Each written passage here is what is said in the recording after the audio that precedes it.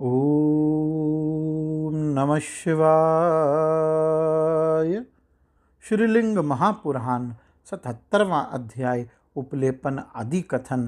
ऋषिगण बोले, लिंग को तैयार करने और उसकी स्थापना और प्रतिष्ठापन का पुण्य और लिंगों के भेदों को हम लोगों ने आपके मुख से सुना। अब आप मृतिका अर्थात मिट्टी से लेकर रत्नों तक से बनाए जाने वाले शिवालयों का जो फल मनुष्य को मिलता है उसको कृपया बताएं। सूत बोले, यदि कोई शिव का भक्त ज्ञानी है और अपने पुत्रों पत्नियों और ग्रहों आदि से नहीं बाधा पहुँचाया जाता अर्थात तंग नहीं किया जाता है तो उसको शिवालय बनवाने से क्या। फिर भी शिव के भक्त इंद्र और कमल से उत्पन्न ब्रह्मा द्वारा वंदित दिव्य और उत्तम शिवालय ईंटों और पत्थरों से बनवाते हैं। यहाँ तक कि बाल भाव से यदि वे आदिदेव की मूर्ति मिट्टी पत्थर या धूलि से भी बनाकर उसकी पूजा श्रद्धा और भक्ति से करते हैं तो वे रुद्रलोक को जाते हैं और रुद्रत्व को प्राप्त करते हैं। अतः सब प्रकार से प्रयत्न करके धर्म अर्थ और काम की सिद्धि के लिए भक्तों को भक्ति पूर्वक शिवालय बनवाना चाहिए। भक्त अपनी सामर्थ्य के अनुसार केसर नागर या द्राविड़ में से किसी भी तरह का शिवालय बनवाने से शिवलोक में सम्मान पाता है। वह जो कैलाश नामक प्रसिद्ध प्रासाद अर्थात शिवालय बनवाता है वह कैलाश के शिखर के समान आकार वाले विमानों में सुखपूर्वक आनंद मनाता है। जो भक्त शिव के लिए भक्ति पूर्वक अपने वित्त के अनुसार उत्तम अधम या मध्यम किसी श्रेणी का मंदक नामक शिवालय बनवाता है तो वह भक्त पुरुष मंदर पर्वत के समान चारों ओर मुख वाले अप्सराओं से अधिष्ठित देवों और दानवों की पहुँच से दुर्लभ विमानों से शिवपुर को जाकर यहाँ आनंद मनाता है और अभिष्ट भोगों को भोगता है तथा ज्ञान का मार्ग प्राप्त करता है एवं गणों के स्वामी का पद प्राप्त करता है। जो मेरु नाम शिवालय शिव के लिए बनवाता है वह जो फल पाता है वह फल सब बड़े यज्ञों के करने जप दान तीर्थों के दर्शन और वेदों के अध्ययन से भी नहीं प्राप्त होता। वह शिवलोक को प्राप्त करके शिववत आनंद मनाता है। जो बुद्धिमान भक्त निषद नामक शिवालय भक्ति से बनवाता है वह शिवलोक को प्राप्त कर शिव के समान आनंद मनाता है। हे ब्राह्मणों, वह भक्त जो कि अनुपम हिमशैल नामक शिवालय बनवाता है वह हिमशैल अर्थात हिमालय के समान यानों से शिवपुर जाता है। वहाँ ज्ञान का मार्ग प्राप्त कर वह गानपत्य पद प्राप्त करता है। नील शिखर नामक शिवालय बनवाने से जो फल मिलता है उसको बताता हूँ। जो भक्त भक्ति पूर्वक अपने वित्त के अनुसार शिव जी के लिए नील शिखर नामक प्रसाद बनवाता है वह हिमशैल में पूर्वोक्त सब फलों को प्राप्त करके सब देवों से नमस्कृत होकर रुद्रलोक को प्राप्त करके रुद्रों के साथ आनंद मनाता है। अब मैं महेंद्र शैल नामक प्रसाद बनवाने से जो फल मिलता है उसको बताता हूँ। जो भक्त महेंद्र शैल नामक प्रसाद बनवाता है वह महेंद्र गिरी के समान विशाल विमानों से शिवपुर जाकर दिव्य अभिष्ट भोगों को भोग कर रुद्रों से पूर्ण ज्ञान प्राप्त करके सांसारिक भोगों को विष के समान त्याग कर शिव का सायुज्य प्राप्त करता है। यदि कोई व्यक्ति जो रत्नों से जड़ित सोने का प्रसाद बनवाता है चाहे वह नागर द्राविड़ या केसर टाइप हो विधि विधान के अनुसार बनवाया जाए या चोटी अर्थात कूट या मंडप जो कि आकार में चौकोर या दीर्घ हो वह बहुत पुण्य प्राप्त करता है। उसके पुण्य का वर्णन 100 युगों में भी नहीं किया जा सकता। अगर कोई पुराने जीर्ण शिवालय की मरम्मत कराता है या फिर से बनवाता है जीर्णोद्धार कराता है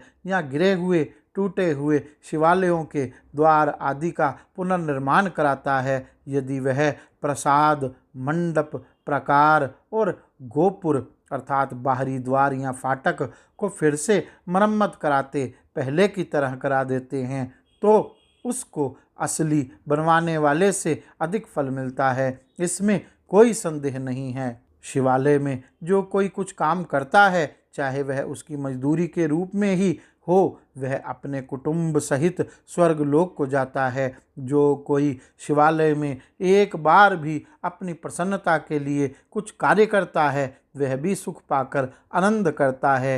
हे ऋषिवरों, जो व्यक्ति श्रद्धा और भक्ति पूर्वक काष्ठों या ईंटों का शिवालय बनवाता है, वह शिवलोक में सम्मान पाता है।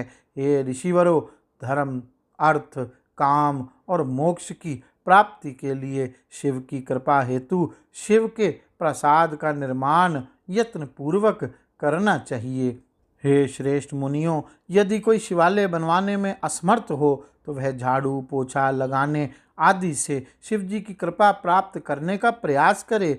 ऐसा करने से उसकी सब कामनाएं पूरी होती हैं। वह जो कि मुलायम और बारीक झाड़ू से बटोरता साफ करता है, वह 1 मास में 1000 चांद्रायन व्रत का फल पाता है। जो वस्त्र से छने हुए सुगंधित गाय के गोबर के जल से विधि पूर्वक आलेपन करता है, वह 1 वर्ष तक किए चंद्रायन व्रत का फल पाता है। शिवलिंगों के चारों ओर आधा कोस के भीतर के क्षेत्र को शिव क्षेत्र कहते हैं। जो अपने दुस्त्यज्य अर्थात कठिनाई से छोड़े जाने योग्य प्राणों को शिव क्षेत्र में छोड़ता है, वह शिव का सायुज्य प्राप्त करता है। ये सुव्रतो, स्वयंभुव में बाणलिंग की यह माप है। हे उत्तम ब्राह्मणों, उसके माप की आधी माप आर्ष में और उसकी भी आदि मानुष क्षेत्र में होती है। इस प्रकार यतियों के आवास में क्षेत्र माप को जाने। जो कोई भी अपने प्राणों को इन क्षेत्रों में त्याग देता है, वह शिव का सायुज्य प्राप्त करता है। जैसे रुद्रावतार, नरावतार और पवित्र महापुण्य श्री पर्वत के प्रांत अर्थात सीमा के भीतर उन यतियों के शिष्यों और शिष्यों के शिष्यों प्रशिष्यों को भी यह लाभ मिलता है। वाराणसी में तथा विशेष रूप से अविमुक्त में तथा केदार, प्रयाग और कुरुक्षेत्र में जो प्राण त्याग करता है, वह मोक्ष प्राप्त करता है। प्रभास, पुष्कर, अवंती, अमरेश्वर, वनिशेला कुल में मरता है, वह शिव का सायुज्य प्राप्त करता है। वाराणसी में मरने वाले प्राणी का पुनर्जन्म नहीं होता। वह जो अपने प्राणों को त्रिविष्टप, केदार, महाक्षेत्र, प्रयाग और कुरुक्षेत्र में अपने प्राणों का त्याग करता है, उसको मोक्ष मिलता है। अविमुक्त केदार, संगमेश्वर, शालक, जम्बुकेश्वर, शुक्रेश्वर, गोकर्ण, भास्करेश, गुहेश्वर, हिरण्यगर्भ और नंदीश में प्राण त्याग करता है, वह परम गति को प्राप्त करता है। जो नियमों द्वारा अपने शरीर को सुखाकर शिव जी के किसी भी क्षेत्र में अपने शरीर का त्याग करता है, चाहे वह मानुष या दिव्य क्षेत्र हो, चाहे वह ऋषियों द्वारा बनाया हुआ आर्ष क्षेत्र या स्वयं स्वयमेव उत्पन्न हो, वह योगी होता है और शिव का सायुज्य प्राप्त करता है। हे ऋषियों, चाहे शिव की मूर्ति स्वयं बनी हो या देवों द्वारा स्थापित हो, इसमें विचार करने की आवश्यकता नहीं है। वह जो शिव के क्षेत्र में शिव जी की भली भांति पूजा करके चित्र बनाकर उसमें आग लगाकर अपने शरीर को होम कर देता है, वह परम गति को प्राप्त करता है।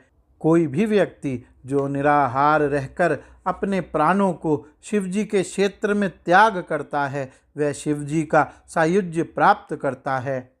अपने दोनों पैरों को काटकर जो शिव क्षेत्र में वास करता है, वह शिव तत्व को प्राप्त होता है। इसमें विचार करने अर्थात संदेह करने की कोई गुंजाइश नहीं है। शिव क्षेत्र का दर्शन करने से पुण्य मिलता है, उससे 100 गुना अधिक पुण्य वहाँ जाने पर, उससे 100 गुना अधिक स्पर्श और प्रदक्षिणा करने से पुण्य मिलता है। जल से स्नान कराने से उसका 100 गुना अधिक पुण्य मिलता है।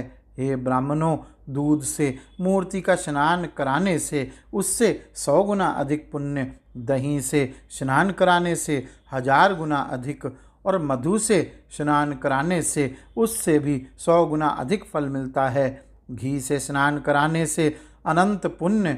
शक्कर से स्नान करने से उससे 100 गुना फल मिलता है।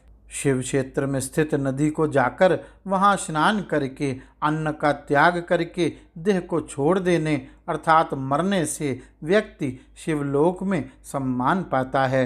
शिव क्षेत्र की या उसके समीप स्थित सभी नदियां बहुत पवित्र होती हैं। बाई, कूप और तालाब शिव तीर्थ हैं अर्थात शिव जी के पवित्र जल हैं। हे ब्राह्मणों, उसमें स्नान करने से मनुष्य ब्रह्म हत्या आदि पापों से मुक्त हो जाता है, इसमें संदेह नहीं। हे मुनीश्वरों, शिव तीर्थों में प्रातः स्नान करके मनुष्य 100 अश्वमेध यज्ञ का फल प्राप्त करके शिव के लोक को जाता है। दोपहर में मनुष्य उनमें भक्ति से एक बार स्नान करके गंगा स्नान करने का पुण्य पाता है, इसमें संदेह नहीं है। सूर्यास्त के बाद स्नान करने से मनुष्य शिव के पद को प्राप्त करता है। मनुष्य अपने पाप की कंचुक को शिव तीर्थों में छोड़कर शिव के पद अर्थात स्थान को प्राप्त करता है। शिव तीर्थों में 3 बार स्नान एक दिन में अर्थात तिहरा स्नान एक बार करने से शिव का सायुज्य प्राप्त करता है। इसमें विचार करने अर्थात संदेह करने की कोई गुंजाइश नहीं है। पहले एक कोई सूअर रास्ते में कुत्ते को देखकर डर के मारे शिव तीर्थ में गिर पड़ा। उसमें एक बार डुबकी लगा लिया और मर गया। ये श्रेष्ठ ब्राह्मणों, उसने गानपत्य पद को प्राप्त किया। वह व्यक्ति जो तड़के दिव्य शिव का लिंग रूप में दर्शन करता है वह सबसे उच्च पद प्राप्त करता है। मध्याह्न अर्थात दोपहर में महादेव जी का दर्शन करने से यज्ञों का फल प्राप्त करता है और मुक्त हो जाता है। वह मनसा वाचा कर्मणा अर्थात मानसिक, वाचिक और कायिक महापापों, उपपातकों और अनुपातकों से मुक्त हो जाता है। लिंग के रूप में ईशान शिव जी का उत्तरायण से दक्षिणायन सूर्य के संक्रमण काल में दर्शन करने से 1 मास में किए गए पापों से मुक्त होकर शिव के पद को प्राप्त करता है। दक्षिणायन सूर्य के प्रारंभ में शिव जी का दर्शन करने से और उत्तरायण सूर्य में दर्शन करने से आधे मास में किए गए पापों से मुक्ति मिलती है। विषु में शिव की पूजा करने से परम गति प्राप्त होती है। जो शुद्ध और पवित्र मनुष्य शिव जी के प्रसाद की चारों ओर से 3 प्रदक्षिणा स्वय और अपस्वय अर्थात सीधे और उल्टे धीमी गति से करता है, वह प्रत्येक पद अर्थात कदम पर अश्वमेध यज्ञ का फल प्राप्त करता है। जो व्यक्ति वाणी से शिव जी का नित्य जप करता है वह शिवलोक में निवास पाता है। फिर उसको क्या पाने को बाकी रह जाता है।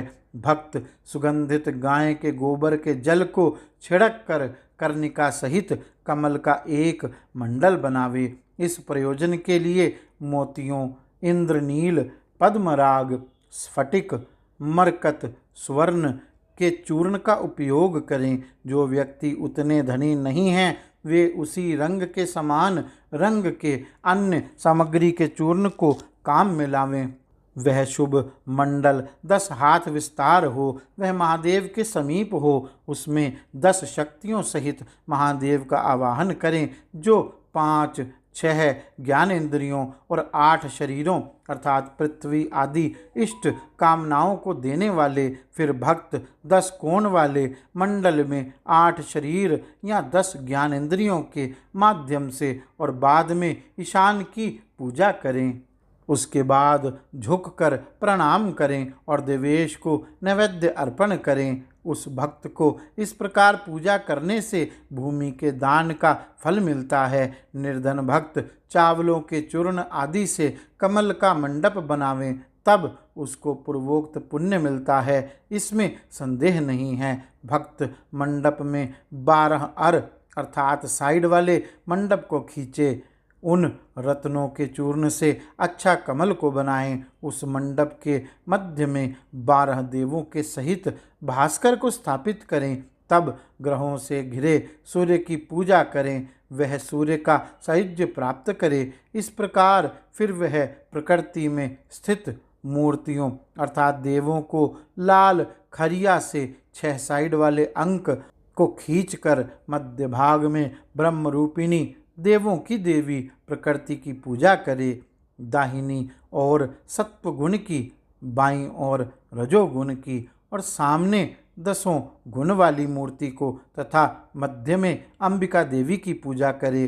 दक्षिण में पंच महाभूतों और तन्मात्राओं की पूजा करें। उत्तर में भक्त 5 कर्मेंद्रियों और 5 ज्ञानेंद्रियों की विधिवत पूजा करे। षडस्त्र अर्थात 6 साइड वाले फिगर में 2 आत्माओं अर्थात आत्मा और अंतरात्मा, बुद्धि, अहंकार और महत तत्व सहित की पूजा करें, तब वह सब यज्ञों के फल को पाता है। हे श्रेष्ठ ब्राह्मणों, इस प्रकार 10 प्राकृत मंडल को मैंने तुम सबको बताया। अब मैं सब कामनाओं को पूरा करने वाले साधन को बताऊंगा। मंत्र जानने वाला भक्त मंत्रों से भूमि पर जल को छिड़क कर गाय के गोबर से सींचे, तब भक्त गोचरम के बराबर अर्थात 150 हाथ एक और वर्णकार मंडल बनाकर उसको मनोहर वितानों अर्थात चांदनी या मनोहर छत्रों से अलंकृत करे। तब वह पीपल की पत्तियों या सोने के बने हुए अर्धचंद्राकार बुद्ध बुधों से सजावे। वह उसको पूर्ण विकसित श्वेत, लाल या नीले कमलों से सजावे। सफ़ेद ध्वजों से युक्त मोती की मालाओं को वितान के अंत में कोनों में लटकावे। इसको सफ़ेद झंडी से और श्वेत पताकाओं से सजावे और पल्लव की वैजयंती मिट्टी के सफ़ेद पात्र और मनोहर जल से भरे कुंभ अर्थात घड़े रखे जाएं। 5 प्रकार के सुगंधित धूप और एक पंक्ति में दीपक रखे जाएं। भक्त 50 दलों अर्थात पत्तों का एक सुंदर कमल बनावे। विविध रंगों के चूर्णों से या केवल सफ़ेद चूर्ण से एक सुंदर कमल बनाएं। कमल विस्तार में 1 हाथ में हो, यह विधान के अनुसार बनाया जाए। भक्त वेदी में देवी के सहित देवेश रुद्र की स्थापना करे। पद्म के दलों में पूर्व दिशा आदि के क्रम से रुद्रों के साथ मंत्रों को लिखें। हे सुव्रतो, मंत्र के आदि में प्रणव लगा हो, अंत में रुद्रों के नाम लिखे हों। इस प्रकार गंध, धूप और सुगंधित फूलों से पूजा करके भक्त 50 ब्राह्मणों को विधि पूर्वक भोजन करावे। उनको जपमाला, यज्ञोपवीत, कुंडल, कमंडल, आसन, छड़ी, पगड़ी और वस्त्र दान करे। देवेश शिव को महाचरु नैवेद्य के रूप में भेंट करें। 1 काली गाय और 1 काला बैल शिव के लिए दें। अंत में चूर्णों से बनाए गए मंडल को वह शिवजी को समर्पित करे या उपयोग किए गए सामग्री और सामान को शिव को निवेदित करे। बुद्धिमान भक्त ओंकार से आरंभ करके प्रति अक्षर शिव मंत्र का जप करे। जो इस प्रकार का अनुपम मंडल भक्ति से बनाकर पूजा करता है, उसके फल को मैं संक्षेप में कहता हूँ। रंगीन मंडल को देखकर और उसकी पूजा करके भक्त को वही फल मिलता है जो कि एक योगी को प्राप्त होता है जब वह अंगों सहित वेदों का अध्ययन कर लेता है, जब वह ज्योतिष्टोम आदि से विश्वजीत तक के यज्ञों के द्वारा भगवान की पूजा कर लेता है, तब वह गृहस्थ के रूप में अपने समान पुत्रों को उत्पन्न करके वानप्रस्थ आश्रम में अपनी पत्नी और अग्नि के साथ प्रवेश करता है और अग्नि होम कार्य करता रहता है। सब व्रतों जैसे चांद्रायन आदि करता है। जब वह सब धार्मिक कृत्य, यज्ञ, व्रत, अनुष्ठान आदि त्याग करके ब्रह्मा विद्या को अध्ययन करके पूर्ण ज्ञान प्राप्त करके ज्ञान से ज्ञेय अर्थात ब्रह्मा को देखकर योगी हो जाता है, वह योगी जो फल प्राप्त करता है वह सब फल वर्ण मंडल के दर्शन से मिलता है। हे उत्तम ब्राह्मणों, शिवालय के सामने के भाग को जिस किसी भी सामग्री से लीप कर शिवालय के उत्तर, दक्षिण या पश्चिम चतुष्कोण मंडल बनाकर चूर्णों, फूलों और कच्चे चावलों आदि से सजाता है और तब वह मूर्ति की फूलों, अक्षतों आदि से पूजा करता है तो वह सब पापों से मुक्त हो जाता है। वह जो कि भक्ति से गर्भगृह को एक बार भी चारों ओर लीप कर और साफ करता है, गंध आदि से सुगंधित सामग्री, घिसे हुए चंदन, कर्पूर से तथा सुगंधित फूलों को विखेर कर स्थान को सुगंधित करता है, 4 प्रकार के धूपों से धूपित करके ईशान देव की प्रार्थना करता है, वह शिवलोक को जाता है। वहाँ पर मनुष्य 100 करोड़ कल्प तक महान भोगों को भोगता है। शिव मंदिर को जिन सुगंधित फूलों से सुगंधित करता है, उन्हीं के समान फूलों से उनकी देह सुगंधित होती है। इस सुगंधित देह को पाकर वह गंधर्व लोक को जाता है। वहाँ गंधर्वों से पूजित होकर क्रम से इस लोक में आकर पराक्रमी राजा होता है। महादेव आदि देव हैं, वे सृष्टि को रचने, पालने और संहार करने के कारण हैं। सदाशिव सर्वव्यापी और तीनों लोकों के स्वामी हैं। शिव ब्रह्म का अमृत मोक्ष प्राप्ति के लिए उत्तम साधन के रूप में ग्रहण किया जाना चाहिए। अतः नित्य, अनित्य एवं व्यक्त तथा अव्यक्त शिव की सदा पूजा करनी चाहिए। गौरी शंकर भगवान की जय। ओम नमः शिवाय।